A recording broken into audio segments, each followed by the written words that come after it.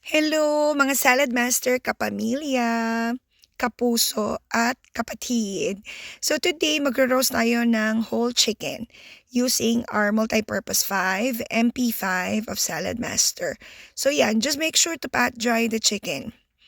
Yan, tatanggalin natin yung excess moisture at syempre sisizon lang natin siya ng Lori seasoned salt. Okay, feel free na i-season nyo yan, whatever seasoning na feel ninyo. Pero for me, okay na to. And this recipe, by the way, is shared by a dealer at Maui, Hawaii, si Ate Maribeth po. Hi, Ate Maribeth! And then, front and back siya. Lalagyan natin ng seasoned salt. Ayan. I wash my hands. Syempre, malinis yan. And make sure na lahat ng area niya is seasoned well. Okay. At syempre, over there is our MP5, the beautiful MP5 of Salad Master with a little bit of olive oil. Preheated na po siya for about 5 minutes. I will just spread the oil all around. Ganun lang po siya kasimple. And that little, it's probably a tablespoon of oil. And listen to this, guys. Lalagay na natin yung chicken breast down.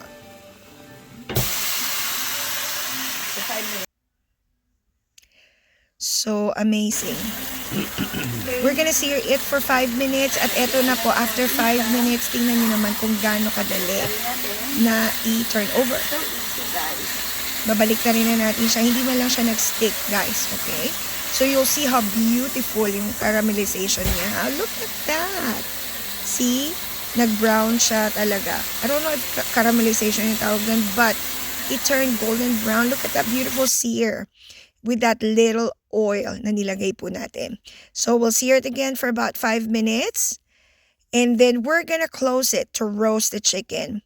Ang temperature po natin when we are searing the chicken is 450. So we're gonna lower it down now to 325 degrees for 45 minutes. And this is a leave it and forget it dish. Pag tinimeran nyo na yan, you can go anywhere. That's the best part. 45 minutes.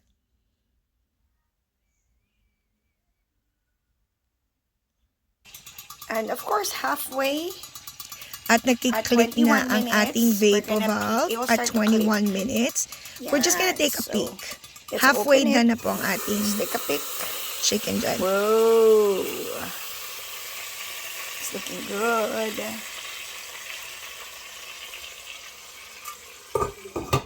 So we'll just continue.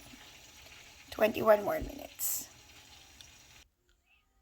Okay, now, when the digital probe says, ganyan na, 0 na, that means time is up.